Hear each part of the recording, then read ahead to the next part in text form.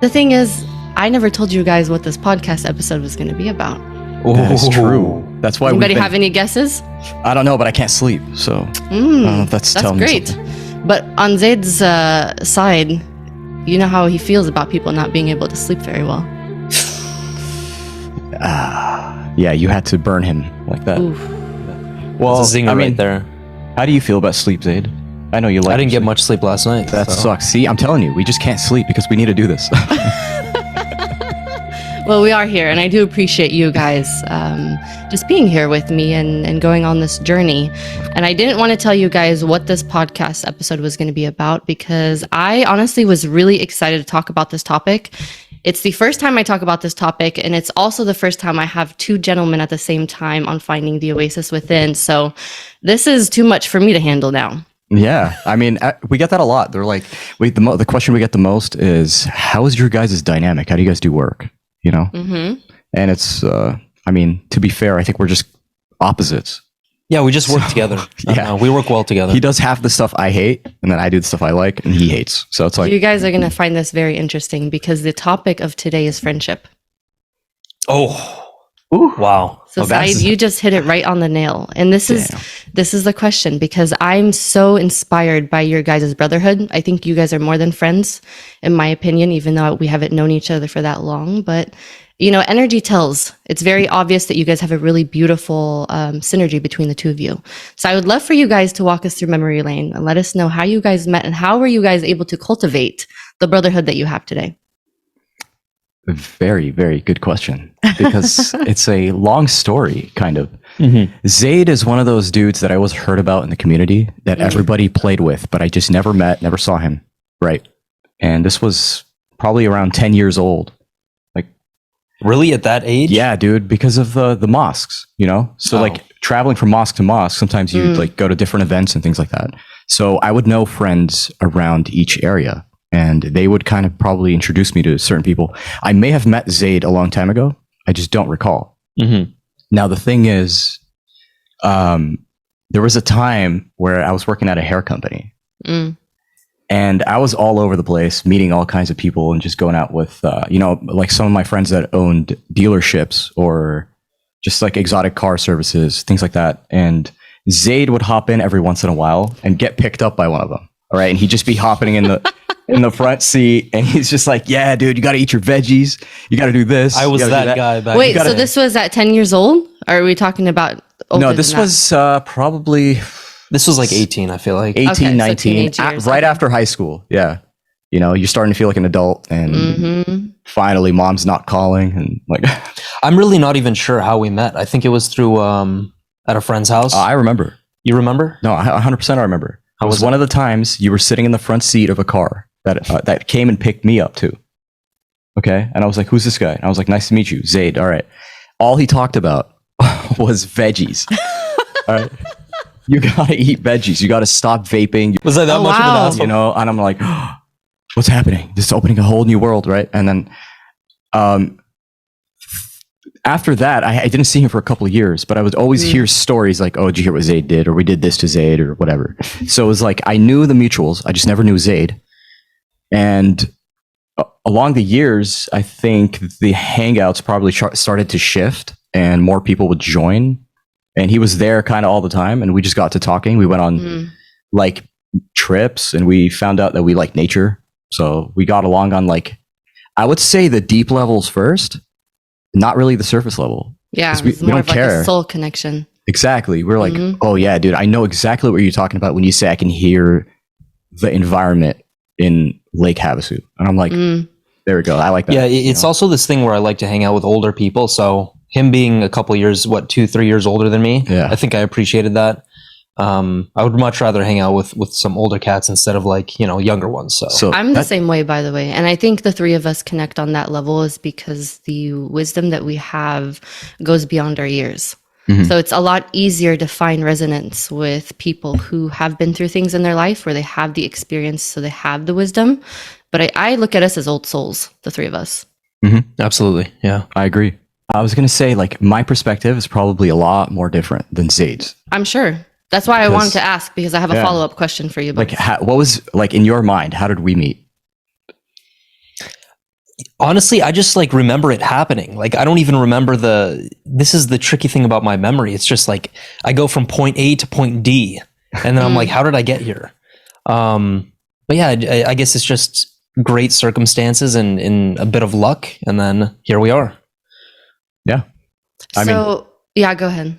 It's kind of like, I like the way he says it because it's just straight to the point. There's no timeline. It's just, it just happened. You know? Like Zaid, if he wrote a book, it would be 3 pages long. It would be the title, the table of contents, and just 1 page, and then you're done. Here you go. Good. Bye. Yeah.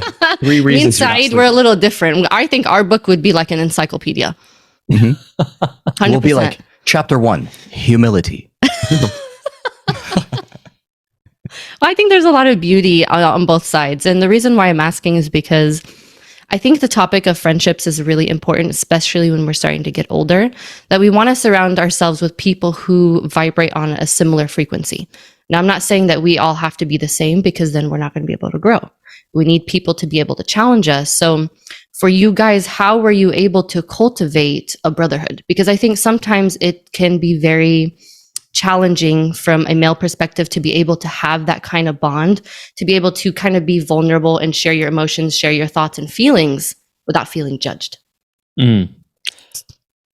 I've always felt like it was very easy for the both of us because first of all, we're ambitious. Second of all, we're not weak. Like we've been through certain things within our lives that make us strong individuals, and we get together and we enjoy conversation.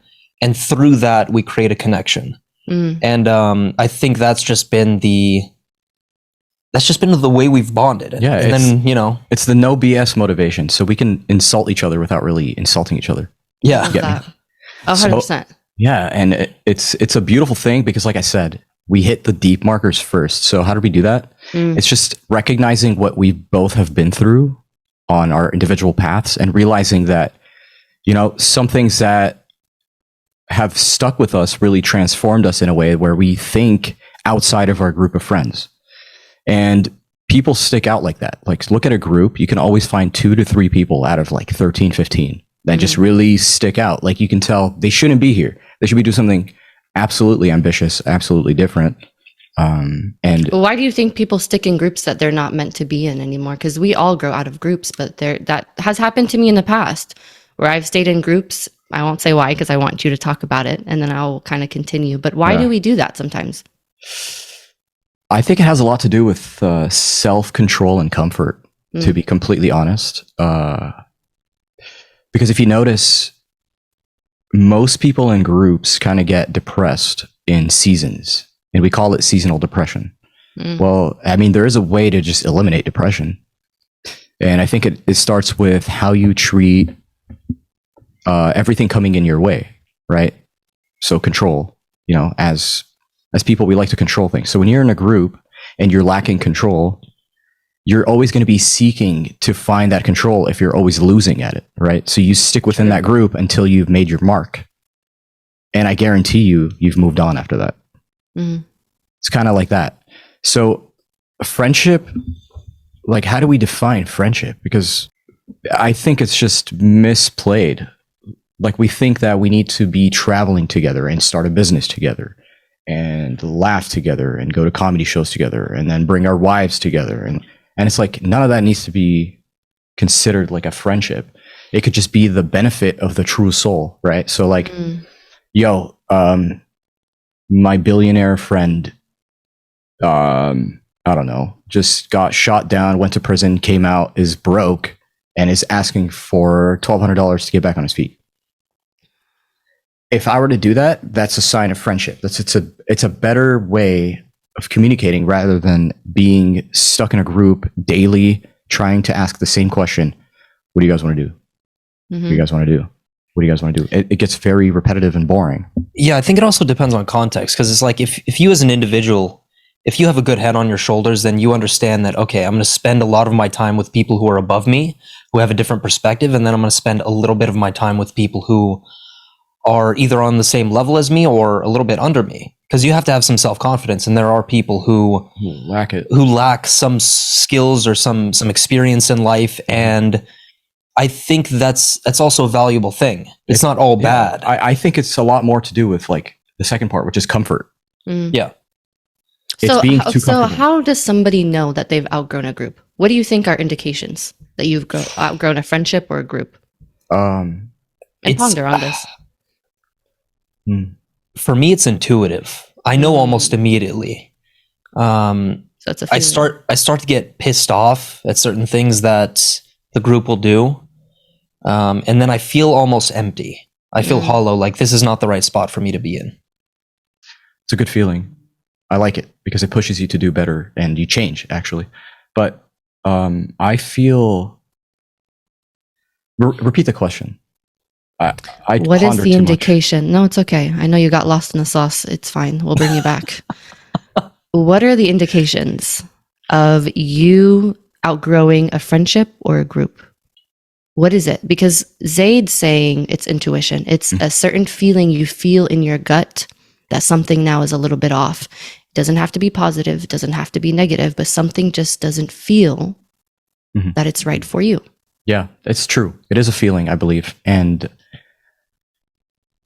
I think that just knowing that you are not doing what you are supposed to be doing is the main issue. Something within that group of friends does not line up with your inner philosophy. Therefore, it's not the way you should be living. So that's why it's kind of attacking you in a way where it's like, it's just, you're emotionless with it. Yeah, it almost sounds like what you're disconnected. saying that you have, well, we have certain life principles. And because we are human beings and we naturally evolve, it's natural to evolve out of certain groups because our life principles are also evolving. Our value system is evolving. So if the group that you're in currently right now does not feel like it feels like you anymore, it's okay to step away and to create that space. Because I've been through things like that. And it's a very, honestly, for me, it was very sad. It almost felt like I was losing somebody. It almost it feels like it's like a tragedy. And I had a really hard time with my emotions because I felt like I was the one that was like, I felt guilty for the way I felt. So I had a really hard time going through my own healing phase just through friendships and realizing that I've elevated. Doesn't mean that I'm better than anybody, but I also require friends now that elevate me to higher places as well for where I'm going in life. Yeah. I'll actually give you a practical example of what to look for. If you notice that your old friends start to jab at you in a passive aggressive way, that's a major indicator that you're in the wrong spot because they don't have the same mindset as you. They're not trying to elevate to the same level. Exactly. It's all about goals at the end of the day, right? So some people know how to take large ideas and make them very small and just start attacking like the next day, right? We have people that dwell and just dream and dream and dream without taking any action. So I'm going to assume that your goal is a lot shorter based off your actions, the way you treat everything. And sometimes as you grow, you're growing, right? So, I mean, I'm not going to stop growing even till 50, 60. Like I've seen people change every 10 years, right? So if they're not willing to change with the pace that you're going at, you're going to leave. And it's not up to you. It just happens. 100%. 100%. Yeah, go ahead, Zaid. Yeah, because ultimately stagnation is death. Change is the only constant. So if you don't put your mind to it and like really throw yourself into chaos, then nothing's going to happen. And for me, that just, it gnaws at my spirit. I cannot handle that. And if I spend too much time in that space, then I get depressed. Yeah. Well, yeah, energy is a real thing. So if you're around people who, you know, your words, your wand. So if people around you are speaking with so much negativity and just like always very low vibe type of stuff, it's going to affect you sooner or later and you will notice it in your mind, body, and spirit. So I 100% agree with you. And now the question is, do you guys think it's important maybe to build healthy friendship boundaries? Or if you're starting to feel off, you just kind of up and leave? What do you think? Healthy boundaries for sure. Mm-hmm. It has to do with respect as a person, right? Because if you're living a very valuable life that you value, you best value and love yourself. So it's kind of like, it's more about the respect aspect for other people to see rather than for that individual, if that makes sense. Well, here's the question for you and for you as well, Tamara. Is it explicit or implicit? Which road do you go down? Do you tell those people what boundaries must not be crossed, or do you just keep that within and then just go your own way? No, you keep that within, I think, and you let things play out. Always. You always want to, because like what has assumptions done? And that's sort of an assumption. You're guessing about something in the dark. They may or may not mention something. My take on this, and this is from personal experience, is it depends on who I'm dealing with. So if it's somebody who is like a family friend, somebody that I grew up in and we were raised together, I will actually go out of my way and I will talk to that person and I will let them know, hey, these are my boundaries. This is what I'm feeling. And I would love to work on our relationship to continue growing together. And I've done it before with a couple of friends actually, and it's worked out beautifully where they were able to see my side because when I was younger, I never spoke up.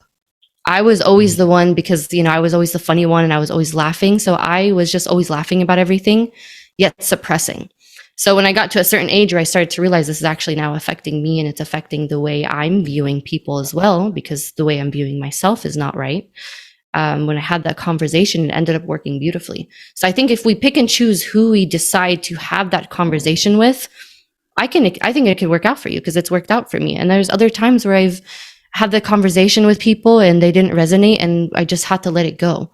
So I think in this life, everything is trial and error. I always love to give people the benefit of the doubt because I love viewing the divinity in other people and not just assuming that, okay, this person's not going to handle it correctly or this is not going to turn out right. So I might as well not speak about it when in reality, that could be probably one of the best relationships I can build because the three of us know in family relationships, do we just up and leave?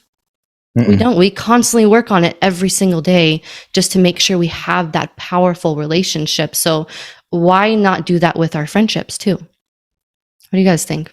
I think it's because we don't want to work hard. We're lazy. I honestly believe so.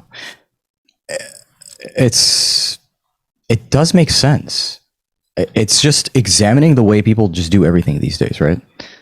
I hate efficiency. Zaid knows this for a reason, because efficiency can be helpful. It's a tool, but at the same time, it's the most detrimental thing. Think of this. Music. We were able to memorize song names and artists like nothing, because back in the day, we didn't have much to do. Like music was other than the PS1, that was the only thing that was techie or whatever, right? It was upgradable. It was just like technologically advanced like every 4 years, right? We went from cassettes to CDs to MP3s. We had LimeWire, right? You remember that? I remember those days. It was great days, right? And now we have VPNs and stuff. But here's the thing. With the whole streaming service stuff, everything is queued up right in front of your face to the point where it's just like, I don't even need to remember. I saved it in my playlist. You take it for granted. Whatever. Boom, right? And the song doesn't even have that value anymore. True. So think of the work it's doing. It's going through so many different layers for it to be a song that you hear, right? Nowadays, you just go, boop, it's already on Bluetooth. That's it. Done. 3 seconds, right? Instead of buying the CD, going home, unwrapping it, deciding if you're going to return it or not. Because if you rip open the seal, done. So then you pop it in, get your nice headphones, sit there, right? There was a lot of work and it made it valuable. So what I'm trying to say is basically when you take the work out of anything you do, there's no value in it. You get me? Like we all have amazing 8K cameras and 4K cameras these days that could do a million things. And people are like, wow, cinematic quality shot on iPhone. Oh my God. And then it's like, well, why are there still professional people out there in the world that just have something about their work? Like, what is it? And it's 20 years of experience. 30 years of experience. There's a lot of work in between the daily hours. And when you lack that, it's just, there you go. That's what efficiency did to you. It's just, you're less valuable in my eyes.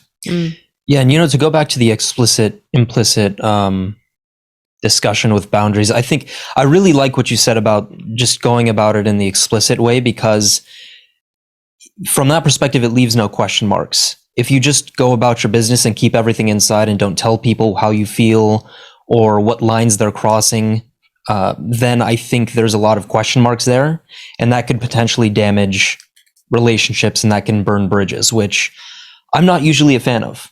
I can be more tough when it comes to these things, but at the same time, you don't want to burn bridges to the point where, you know, you can just let people go out of your life, because there could be value in that. There could be value in those 100%. people. I have a question. Yes, go ahead. So, you know Sadhguru, right? Yes. Okay, so he claims, and I love this, right? Because this is like kind of just an idea I was thinking about before, but he says trust is a scam.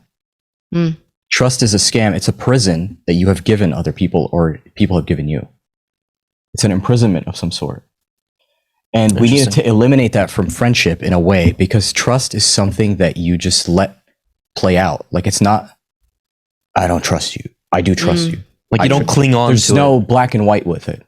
Totally. What do you think of that? Like, what do you think about trust? Is that the key to friendship? Because that's what we hear, right? I think trust is a very big player in all things of life, not just friendships. But if we're just specifically talking about friendships, I think this is buildable. I don't think that I would just show up and all of a sudden trust or not trust. For me, it's more of everything gets built with time, and you learn through experiences, and you learn by falling down. And for me, I've realized the way I trust people is by me being myself. I couldn't trust others up until I could trust myself. I always believe that everything starts in your inner world before we go outside and we create this ripple effect. So with me, it was more about trusting myself and trusting the right people to come into my life. And now I'm very specific of who I let in my circle. I don't let just anybody in. And I don't mean this in a rude way or a disrespectful way. I just really know how much I work on my energy and how much, you know, this life is, it's a really beautiful life, you know, and I want to make sure that I also create the right crowd to be around me. Now, do I get different people coming in and out of my life? Absolutely. And I learn from everybody. And I'm not saying like only positive energy. No, that's not what I'm saying. I'm just saying I'm very specific, and I do prioritize my time because I appreciate the work that I put in within myself, and I appreciate the people that are around me as well. So I think trust is buildable. I love what Sadhguru said. And I think my question back to you is, what is his why for saying that? Did he ever explain that in the video? He did. He kind of, like, instead of a why, he kind of just showed an example. I'm trying to remember at the top of my head what it was. But it was... I think a big part of his philosophy is that he just likes the flow of life. Because I think in his mind, if you cling to anything, then it ties into what you were speaking about before. You resist it. And if you resist it, then it builds desperation. There's some sort of disruption that happens within the flow. There's desperation because now you're trying to be hopeful about something you're clinging on to. Sure. Yeah. And when it's not working, you're desperate for it to work. So it's like, why are you just let go? You know? Well, let's talk about letting go and surrendering. Do you think that in our society, we have a really hard time with letting go? And why? Yeah. Ooh. I have I think a sweet answer. And do you want to go? Yeah, you go first. I think it's because it has a lot to do with ownership. In the Western society, we need to own everything, right? Because owning these things is a sign of status and success from success from the outside, right? So me. So when you want things, it's gonna become easier when you're used to just playing this game of wanting and grabbing things, right? You need to have things in order for you to be fulfilled. I think that's what it is. I think it's the start of the individual idea of each one of you could be successful or a president on their own. Keep working, don't stop working, you know, own everything. Dude, that's so funny because it ties into my answer. No way. But my answer, I think your answer is like what we see on the surface. My answer is control. That's what ownership is. You just want control of something. I don't know where that control stems from. Could be a capitalist society, could be just the way that our parents raised us. But regardless, like, we have this incessant need to control everything within our lives, especially people who are ambitious, type A personalities. You know, we want to control our diet, our sleep schedule, our friendships, absolutely everything across the board. Yeah, you know, it's also the not trusting, going back to trust. It's not trusting that there is a bigger infinite intelligence out there, source, consciousness, God, whatever you want to call it. There is something out there that is also leading us on a really beautiful divine path. And I think for me on my journey specifically, it's been more about surrendering and realizing that I don't need to always be in control. I can trust this infinite intelligence and really just having fun. I think that a lot of us, when we get in our 20s and 30s, we have this mentality of like, oh my gosh, I need to retire my parents. I need to, make 8 figures. I need to be work, like you guys were saying. And although, yes, those are things that I want to do to be able to take care of the people that I love, but there's something really beautiful in being able to be joyous in the journey. Not just always working, not getting enough sleep, not eating the right food, just to be able to cultivate an 8-figure business. What's the point of you having the success if you're not able to sleep at night and not actually really able to live this life? And I think for me personally, I've realized that being in the present moment was also very tough for me. Always thinking about the future because I've always been very ambitious. I used to be type A. And I still struggle once in a while with certain thoughts of like me wanting to get things done. But do you think that we also have a hard time with just being in the present moment and just being here and just appreciating the things that we have? Because in the past, I'm sure we've prayed or we've asked for certain things and now we have our prayers, yet it's still not good enough. Why? I don't know, but it is interesting.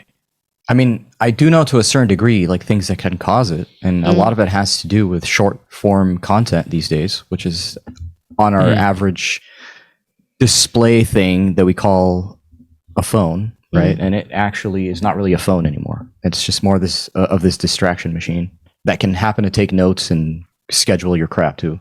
Yeah. But it's very annoying because we know the solution, but it's so hard to snap out of it, right? We sometimes wake up and you know that you're not in actual reality right now because you're thinking about something else too hard, correct? And it could be inspired by a TikTok that you saw at 8 a.m., but it is now currently 11. And you're just somehow taking the 3-minute feelings from that and dragging it for the rest of the day.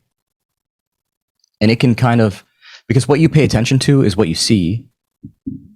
So throughout the day, you could be inspired by that subconsciously to just view the whole world like that for the rest of the day. So what is that doing to you? It's just alternating your reality. It's making you fall off your path in a sense.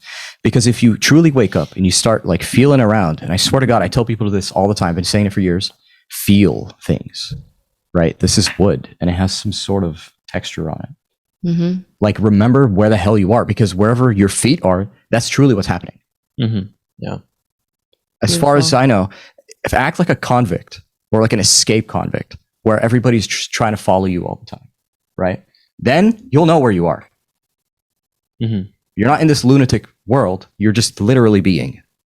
Totally. And sometimes also like, I don't even watch the news anymore, honestly. Like I know a little bit of stuff, but I know when I was really into watching the news and being so sucked into media, I would think like all this bad stuff was actually really happening, but I didn't realize in the past that it's just the media is so good at like just putting certain pictures in front of us to make us feel and think certain things so that way they can control society the way they want everything to be controlled. So I think that being able to practice a mindfulness thing of just being able to kind of get away from social media once in a while. I have to do it, even as me being on Instagram and TikTok and, podcasting, as much as I love being on there.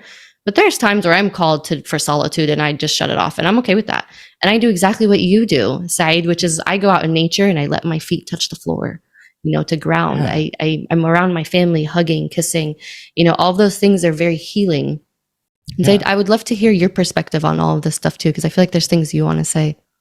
Yeah, I think at the end of the day, Instagram, TikTok, anything social media, it's just a low quality form of entertainment. It's like it's a cheap high. But when you compare it to focus, like really deep focus, that is probably the most intense high that you can experience. That's what we call a flow state. And I think nature, family, anything that involves a lot of work and a lot of cultivation, that is what really gets you to another level. And if people just had that mentality and actually committed themselves to one thing and experienced the benefits of focus and putting in their 10,000 hours, they would never go back to how most people live their lives, because it's a 100%. Quality high. It's different. It's top tier. Yeah, I think there's a contradiction though there, because of the way I think the new generation decides to live, right? The things their groups do for either influence or to get that leadership role position in the group or whatever it is, they're competing with things that we don't even measure with. Like me and you, our generation does not measure with. Like what? So in high school, we used to measure ourselves with how many girls we can get. You know, that made you elite. You know what I mean? At a certain point, that stopped and was more like, what do you do for work? Are you studying? You know, that kind of stuff was kind of like your measuring scale. So I feel like it has shifted, and the focus point, the things that matter to them that they truly take as real life, is our second life. So yeah, they actually sit there and praise likes, follows. Bro, how many DMs they got. Well, their Snap score. Dude, that's like, what happens when you grow up in that kind of society. You know, Snapchat's giving you these numbers. It's not really... because if we take you out of that, and I'm like, hey, you're an engineer now. You're going to be lacking so much common sense to the point where you don't even know how to pick up a tool. So crazy to think about, because this is actually very true. You know, I was just hearing something about TikTok the other day, and actually it was a fact that kind of bothered me. I'm not going to lie. They were saying that in China, the algorithm for people in China is much different than for us in the US. They give us all of this like weird, obnoxious, very random stuff. And for China, it's all about achievements, success, health and wellness, spiritual connection. And I didn't know this. I was like, what? This is wild. Like they are literally feeding us this stuff, but we are also eating it up. Yeah. It's not like we're against it. It's like not one person's going up and being like, why are you guys giving us? No, we're like, yeah, give us more. Yeah. And a lot of influencers are, you know, making lots of money off of TikTok, but now TikTok is also changing something where they will give you likes and comments and all of this, like, they will give you spotlight basically instead of paying you on your profile. Do you guys know that? Really? Yeah. Which is insane. And I think like we had a great example happen over the past few days. Like, oh yeah, we posted a clip that hit 1.2 million on TikTok. Yeah, congratulations. Thank you so much. Even, first of all, we appreciate it, but even like the sentiment behind it, it's like, okay, like I'm being congratulated over a number. Right. Has the number actually benefited my life? Have you changed? No, because I'm still looking at my same computer. I was like, well, it's not upgraded. So I mean, it's, you know what I mean? I'm very to firsthand. Like it didn't affect my actual peripheral. Once that happens, then I've changed something. And at the end of the day, we still have to go back the next day and do the work. Yeah. That's all that matters. Yeah. 100%. I just thought it's interesting with this whole topic because it is. Now it's feeding us even more of like, you know, if somebody from TikTok reached out to you guys and said, hey, we really like what you guys are doing. We're willing to give you guys more views basically. And guess what? It's not like you're going to say no, because for us, it's about the message. That's the difference. For us, getting those views and making sure we do have the subscribers and the followers and all that stuff is because we have simple and you know, different messages to share, but it's all to elevate humanity. So it's how are we going about these things? I think that's what's important, is just doing your reflection and figuring out what are you channeling into your own channels, your social media channels. And I have to say, you guys are doing a great job. Honest to God, like seriously. I was really happy when I saw that for you guys, because I've seen how hard you've worked for the past couple of years. We've had conversations and now you guys are able to reap your rewards through a healthy way. Thank you. It's really highly appreciated. Like, yeah. And the both of us, including yourself, like we've been doing this before we got any recognition.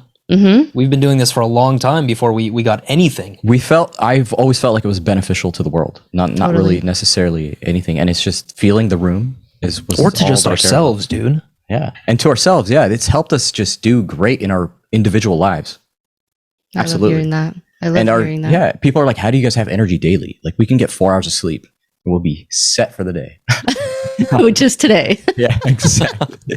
You know, I love that. it's crazy. But one more thing, just going back real quick. How do you see, like, why do you feel like people don't care about knowing this information? Like, TikTok is actually giving us poison. We know this. Yes. We're consuming the poison that they are giving us. And we go, I'm depressed. I don't care about life anymore. I don't want to do this. I don't feel like I should. I don't feel like going to work. I don't feel.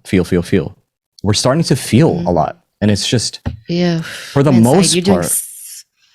I just have to say, like, the questions I have lined up, dude, you set me up every single time. Like, it's amazing because the next thing I wanted to talk about is emotions. Yeah. It's like, this is just working. I'm your note to card. answer your question, Zaid, I think I might take him and be a co-host on my podcast. Please, if you don't take mind. him. I'm kind of getting sick of him. Just offload. But to answer your question, I think that we have a need inside of us of wanting to be entertained. I think that, and that's why I channel a lot of humor into my reels and my TikToks and stuff, because for me personally, I like to laugh. Laughing for me is it's very healing. But the way I'm getting that type of fix is very important for me. So I am one of those people where on TikTok, if something comes on my feed that I'm not a fan of, I literally will, like, how you could put like not interested or don't show me again. I will go out of my way to do that because I don't want to see that again. I'm not a fan of that stuff. So I think there's other people, though, disconnect to the laziness. Like, they're not willing to do the work to be able to create this actual life that they want for themselves, and they want people to do it for them, because in the society, we have everything. I could literally ask Siri to spell a certain word for me and she could spell it for me. Were we able to do this when we were in elementary school?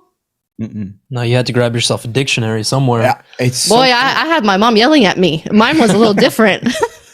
Yeah. I think it's so cool that you can take on roles, and that's what life is about. Like, if you want to do something and you lack, like, doing it, and you can envision it, but you lack the actual daily action of doing something, the best way to do it is to act like someone else. When someone, like, you look at a shop owner and you go, wow, this guy makes a lot of money, just handles his business, opens and closes every day, doing just fine, accounting is fine, right? There's a lot of work behind it. And you go, okay, well, I'm sure that he didn't just end up here knowing exactly everything from day one, right? So how does he own his role? Well, what if I told you he fakes it?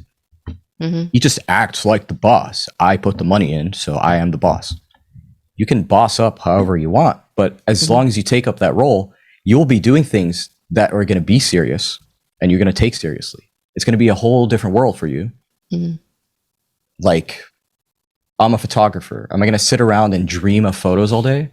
Or am I going to start trying lenses daily and just seeing the core difference? And, like, that's day one. And then day 2 of the week is like, I'm going to go out and do nature, and I'm going to do indoor and find out why indoor looks different than nature. And then, like, you're learning literally by the detail. You're in the arena. You're in the environment of photography. You're not just Saied with a camera that does photography for 2 hours, but then is figuring out his other stuff. No, it's, you just own up to it. And that's, I think, like, the nail right there. It's On just head, totally. End of story. Do the work. Do the work. Make it your world. Whatever you need to do. Preach it. Yeah, straight up. If you're a gamer, get gaming gear. Get the best monitor. Set yourself up. Hype yourself up. Build the environment in your mind before you actually do it, and then start. Yeah, so, that's the key. Is the mind. Yeah, that is work. You have to prep and building your environment is work. Totally. Zaid, were you going to say something? I think, I don't know where I stand on fake it till you make it, but at a certain point you have to have a belief in yourself, and you have to do the things regardless of how you feel. And then eventually you will become the thing that you want to become. Totally. Just over time. My thing is faith it till you make it. I'm really big on just creating that faith, because that was for me. I've realized in the past that all of my struggles were my strengths now, but it's because I put in the work. So you guys think that we can gain strength from our weaknesses? I'm trying to count my weaknesses real quick. You don't gotta count. I was just trying to bring up an example of one. Yes, I think it's something where it's like a strength can become a weakness, and then a weakness can become a strength, and it like all feeds into each other. Like for example, I am extremely stubborn. I have like once I have my mind set on an idea or an opinion or something like that, I can very strongly hold on to it, even if I'm facing opposition, a lot of opposition. But at the same time, that can also become a weakness, which is why I've gone out of my way to develop curiosity so that I can buffer that weakness. So yeah, I think it just feeds into each other. Yeah. It's just about context, really. I look at it like a stretch. You know, if you do something that is weak and you're weak at, and you're forced to do it, it's kind of like stretching it to where it's really uncomfortable. Yep. But then every time it snatches back, it's just a little bit. It just slowly progresses. And you don't want to snap. Yeah, you don't want to snap, but it's like. But it's expanding slowly. The next time it has expanded a little bit better. So maybe your approach is different, or whatever it is.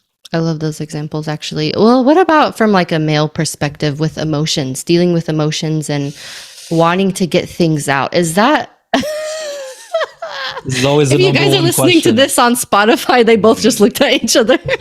Yeah. Let's talk about that. I love talking about it big time. Yeah, emotions. I want to know from a male perspective, and this is why I specifically chose you two.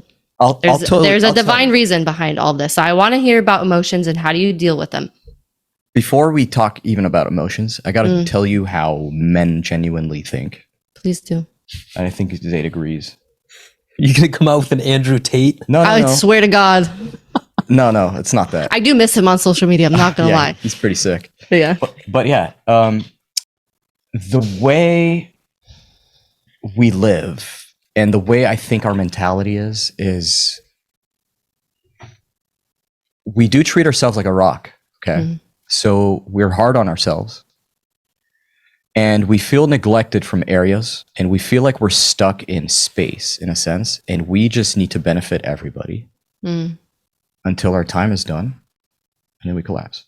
Oof, that's a lot of pressure, no? It is a lot of pressure. But here's the thing. If you take on practices like man duties, right? Go to the gym, practice self-control, discipline. Sexual desires is a huge one because that is the easiest thing to just dive into, and it will take away your soul. If you can control those things build you up to handle pressure, if anything. So we are this like giant pressure machine that roam this earth, and we should be ready to fight. We should be ready to take on debates. We should be ready to do all these things. And that's just how we are, right? I think at a certain point, a man isn't afraid to leave a woman, no matter the case. And I think that's a beautiful thing because you've dominated yourself. You know yourself so much that you would even take heartbreak as pressure. And you'd be like, I live with that. I don't care. I know it's going to make me worse, but... No, it's going to make you better. That's how men are forged. Yeah, it's going to make you worse in a sense where you think a lot more. So that's where philosophy starts to come in, wisdom, all those things. It's from the things that you've seen, done, happen, right? So emotions, we feel things, obviously. And the way we handle it is not really so direct. This is why we have group therapy sessions as men. This is why we guys? Yeah, this is why we kick it with the boys. I did not know this. Ladies, that's what kicking it with the boys is. Yeah, we kick it with the boys a lot. Yes, please, ladies. If you want your man to be happy, let him kick it with the boys because he's there to just let things out without letting things out. That makes sense, right? Because we're not there like, this and this happened. No. Well, a lot of guys are, unfortunately. So maybe a lot. I don't know too much of that. Who he's hanging out with, but it's more like it becomes like a complaint. It's a complaint to the room. Type of thing where you sit there and you go, I'm just sick of the way I'm being treated at work, right? And you won't believe what this guy did, and it will turn into a story and all this stuff, right? And it's usually in story form. It's never like, man, I got dumped and this and that, right? Unless you're really close to one person, that's a whole different story. Yeah. So if I'm talking to Zaid, I can essentially come to him and just be like, bro, you won't believe what happened, Have you guys cried in front of each other? No. Really? No, that's a rare circumstance. if Maybe ever. when Zayd's cat died, like we all just like felt really sad, Oh, yeah. you know, because it was on the podcast too. Like we didn't find out there, but Yeah. Mm. This is a very, how do I say it? I think I agree with a lot of what you said, although it's less focused. I think we're less focused on the complaining aspect because it doesn't really help us, right? Mhm. So I think it's valuable to tackle emotion head on when it comes to relationships, dealing with family, dealing with loved ones, any person involved in your life. But when it comes to work and achieving things, emotions have little to do with anything. Mm. We notice it. Okay, you're tired. Great. What's the work to be done? You're sad. Great. What do you have to do today? Like if you hold on too tightly to the emotions in terms of achievement, you're going to get screwed. yeah. You're not going to get anything done. But if you hold on too tight with emotions in terms of your relationships and family, you're also going to experience some negative effects because you have to let things out. You have to talk about things. That's the whole point of family. Totally. Otherwise, why have a tribe? Why be around anybody? Mm-hmm. Yeah. And I think the thing that rescues men, to be honest, is your work. Mm. And if you love your work, that's even better, because complaining doesn't do much for you other than make you feel weak. And when you feel weak, it's much harder to climb back up. So what you want to do is you always want to have this reliable source for you to just, so you wake up. Here's a typical day for a man, right? Typical week. Mm-hmm. Wake up Monday morning. You're feeling good. Go to the gym. You're like, all right, I think my brain's a little slow from the weekend, you know, good to go. Start reading. Next day, you wake up a little bit more like monotone. Like you're just not really depressed. You're not, you're whatever, you know, you're a little bit thinking more.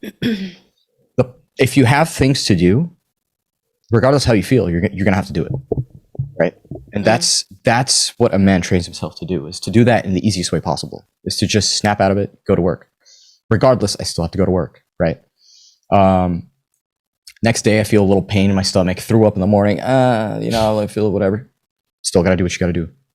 Woke up happy. People are calling you to go to Disneyland. Still got to go to work. No matter what, it's the discipline that is saving you. That's really the foundation of masculinity. It's the foundation of everything, because it's how you handle yourself, right? Think of how your doctor talks to you. If you ask them like questions, be like, hey, I felt a bump and I just wanted to get it checked. They're going to straight up be like, have you had cancer before? No. Have you done this? They'll just go through like explicit questions. Yep. And you're like, whoa, this is like insane to me. But to them, it's just like, whatever. That's how you have to talk to yourself. So really organized. Just really organized. Well, here's a question for you then. So you guys told us that a good way for men to process emotions is in between you guys, is like when guys hang out. That's healthy for you guys. Well, what if a woman wants to know what's going on with her partner? What is a good way for her to approach him to see if they'd be able to kind of share that kind of connection? Is it okay for a man to share his emotions and feelings with the partner, or is that something that's only dealt with men, in between men? Yeah, I think it takes two to tango. So I think it's on the man to tell the woman if he's ready or not to talk. And it's on the woman to understand that the man needs time to think in order to process what he's feeling. If any of those two parts of the process are messed up, then communication is not going to happen. Okay. So yeah, men process emotion by hanging out with other men, but most importantly, they also process it by thought.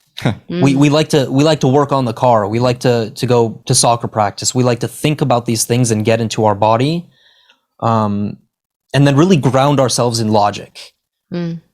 So I think that's the most important. And it reshapes your purpose, I think, when you do that. Yeah. Or if it's the same purpose, you have just shined it up a little bit, polished it. And one thing that frustrates me is this idea that men can't cry. Yeah, let's talk about that. We're human beings. All human beings cry, unless you're a sociopath. And there are a few of those out there. But it has to be said that a fully integrated man who has his emotions in check and who has his stuff together, that's a man who I think cries only at key moments. He doesn't cry when he spills milk, so to speak. He cries when his dad dies or his mom dies or something like truly tragic happens. Time and place is very important to a man. Yeah. I think the older you get, the more you start to notice that, right? Yeah. And that's what it is. Just know your time and place, and that's kind of the difference between a man and a child. Truly. Yeah, I was just thinking about my dad. I've only seen him cry 2 times, and I'm 30 years old. 2 times. When my brother got lost in San Francisco that I told you guys about on your podcast, and then when his mother died. Otherwise, I've never seen my father cry, or even really my brothers that much. So I am very much interested in understanding the male perspective when it comes to processing emotions. And I wanted to make sure that men are processing emotions versus suppressing emotions. Because a lot of suppression happens too, where it's kind of like, yes, discipline is really important, but also making sure that you're doing something about the emotion versus just being like, oh, it's just here and it's going to go away. Well, I remember there was like a podcast episode you guys uploaded, and I think Zaid, well, actually, I don't remember who was talking about it, honestly, but somebody was talking about when you start to feel certain emotions and your body starts to hurt. Zaid, I think it was you. It was really both of us. I mean, Well, we kind of. covered, Yeah. I was talking about the book, The Divided Mind. Yeah. Oh, The Divided Mind. Interesting. Yeah. So tell us about the philosophy of this book with when we start to feel emotions and how our body does start to actually break down from certain emotions when they still keep coming up because we haven't really dealt with it. Well, basically, the point of it is suppression of emotion really just will show up through physical pain throughout the rest of your life if not taken care of. Is the whole point of the book. And it's the mind-body connection. That's what we call it. So a lot of the cases that were worked with were hundreds and thousands of patients eventually that would complain about the same things, which were migraines, headaches, ankle pain, joint pain, back pain, chronic back pain, and just like spinal discs and things like that. Shoulder pain, neck pain were the most talked about. And interesting enough is they would go get treated for, let's just say, neck pain. And the next time they would come in for shoulder pain. And the next time they would come in for hip pain. And the next time they would come in for spinal pain. You notice, for the most part, it's usually one-sided. So what this doctor started to notice is that we needed to maybe talk about their psyche and actually take them down this psychotherapy journey and figure out what's truly happening. And once he went through, he said, his words, just by solely knowing this information, people were starting to do better. Totally. Yeah. Awareness is big. Insane. So what does that tell you? Your brain is tricking you half the damn time. Like your entire life, it's a trick. It really kind of is. And it's this internal battle. That's what life is about. It's an internal battle for the rest of your life. And it's identifying the voice in your head. Is that you or is that not you? It's really confusing for a lot of people. And I'm here to say it's not you. Because you is however Tamara is seeing me. That's Correct. you. That's it. That's how, you right now is how I see you. Nothing has changed, right? I don't know much about what is actually traveling through your head. You know, you could be like, damn, I'm 46K in debt right now. And I would have no idea because I don't know that, right? I am only seeing you as this. That's what's impressive about the human body is that we trick ourselves. Even your voice in your head says they absolutely know what I'm thinking about. They don't. But what an important distinction that you made. The difference between suppression and confrontation in regards to your emotions. I think this is the silver lining here. If a man distracts himself with BS, trying not to cuss here, that's how you know he's suppressing emotion. Okay. So there's indication. Because you can take, I think most importantly, the man needs time alone to think and to process whatever he's going through. If he's sitting there just, looking at the trees, thinking about his life, it's almost like a philosophical type of disposition. I think that's the most important thing. But if a dude is playing video games, hanging out with his friends too much, going to the bars too much, that's like a telltale sign that you're suppressing emotion. Well, yeah, there's a loss of balance almost. And, since we are on the topic of health, Zaid, I'd love to talk more about what you do because I know you're a health coach for men specifically. So tell our listeners, what is it that you do exactly and how can somebody work with you?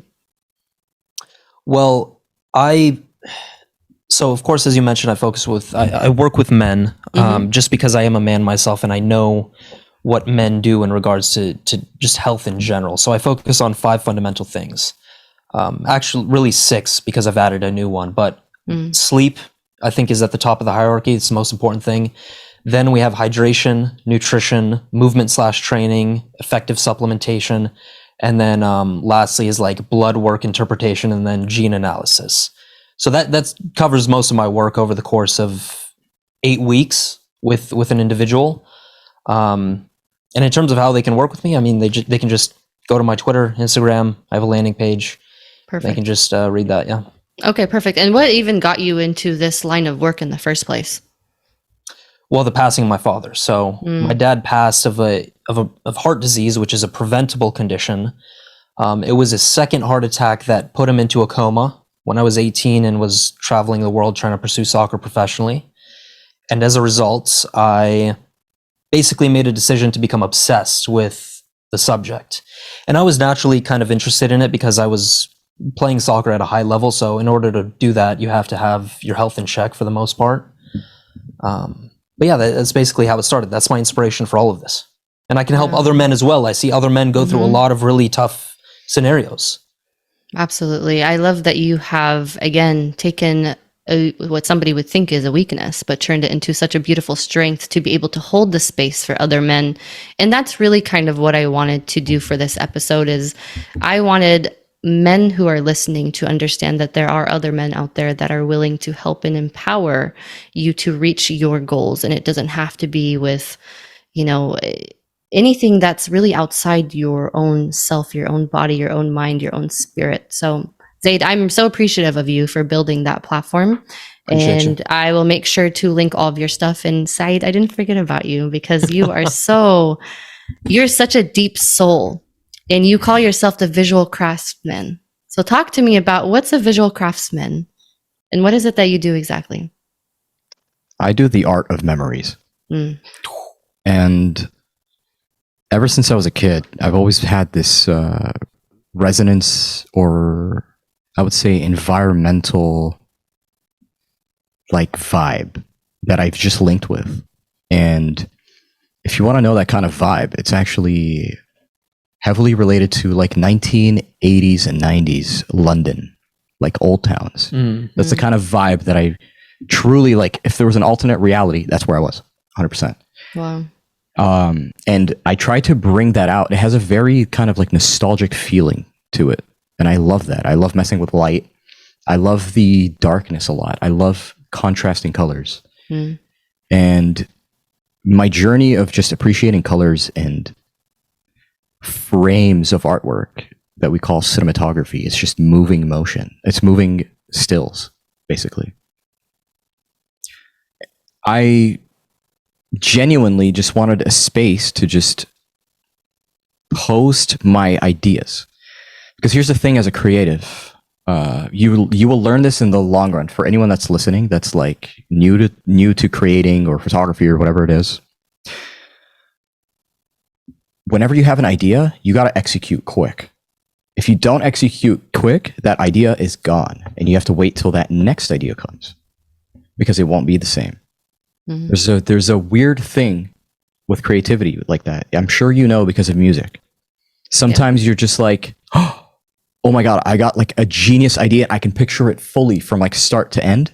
If you were to save that for tomorrow, you're going to be what do the intros sound like? And you lose the magic of it. It's in the moment. Yeah. You lost the magic of it. And that's the beauty of always being ready, right? Yeah, I love the way film looks. And I try to make stories happen visually just as a part of my life.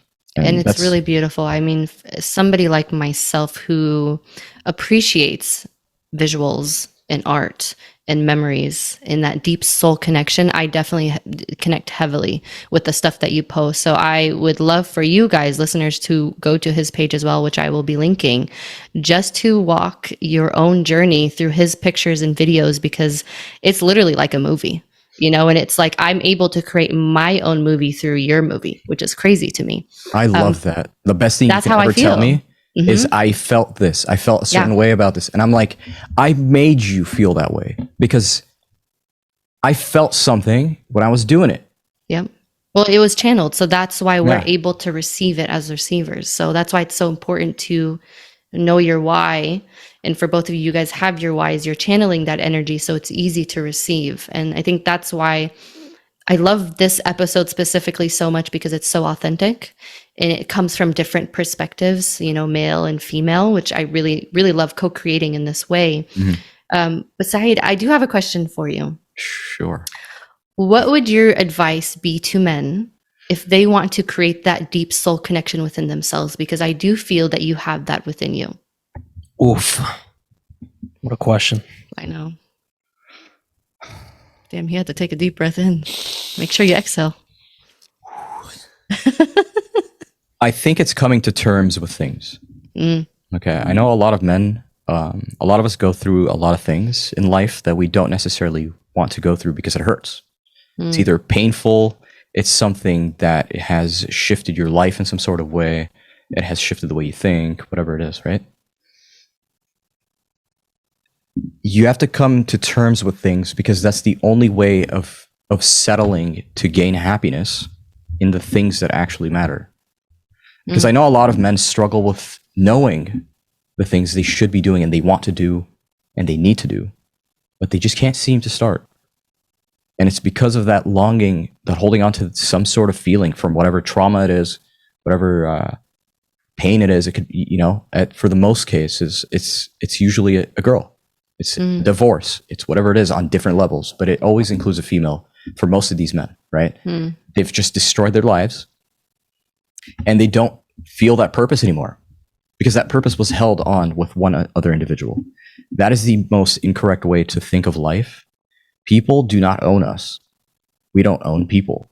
People just join our ride. That's how I see it.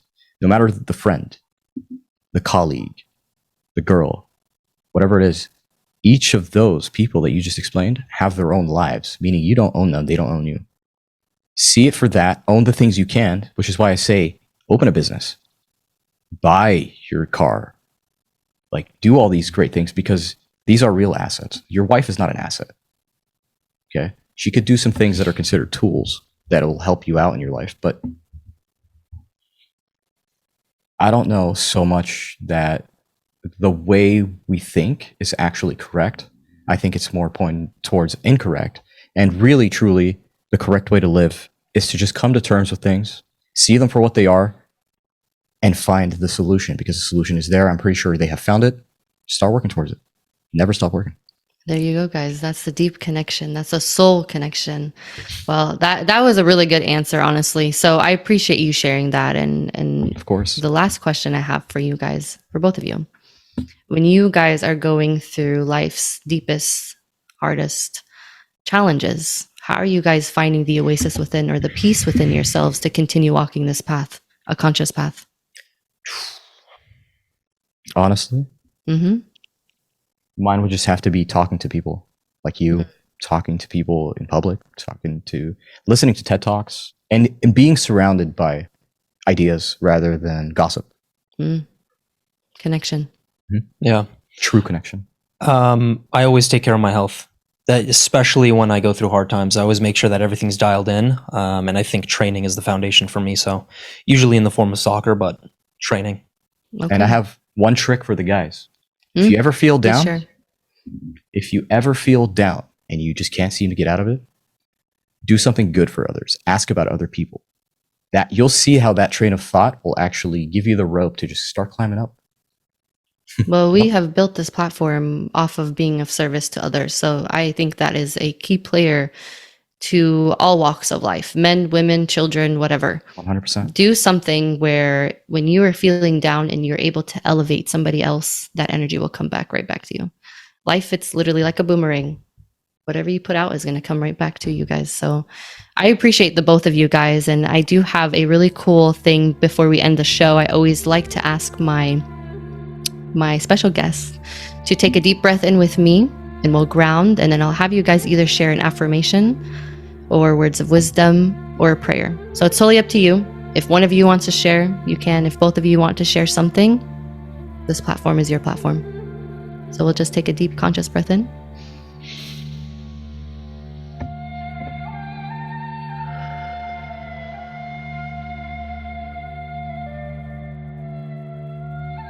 Whenever you're ready.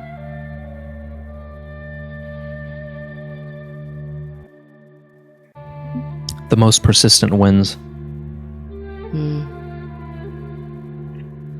I think humility is key to a true successful life. Beautiful. I appreciate you guys so much. I had such a wonderful time. Seriously, I feel like even when we did the recording on your guys' podcast, I felt very energetic and it just my whole day was very energetic, and I just felt these really good, beautiful vibes, and I feel the same exact vibes again. And that's why I'm such a fan of seriously being around the right people on the right time and just cultivating beautiful friendships like this. And I just appreciate you guys for being vulnerable, for being honest, and really showing up as yourselves and taking the time to give us answers that are deep from the soul, not very surface level answers. So thank you guys.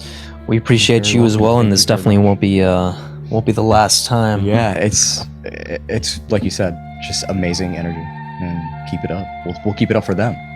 100%. And I'll make sure to link all of their stuff on there, you guys. And just know that I'm sending you all the divine love and support. Take care, everybody. Appreciate it. Likewise.